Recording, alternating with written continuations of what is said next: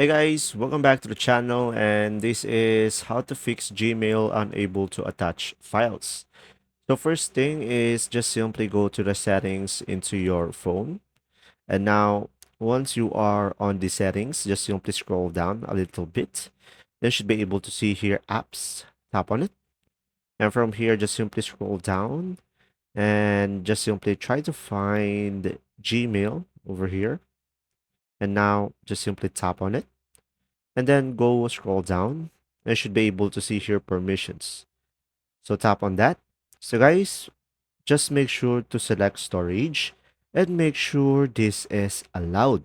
So guys, when you see a denied permission, you should be able to see here at the denied category. So make sure to allow this one, and also just simply allow the camera as well, and make sure to allow everything so you don't have any problems, so you can prevent any issue. Another one is just simply go to the Google Play Store and just simply search for the Gmail, and just make sure you are running the latest version of the app.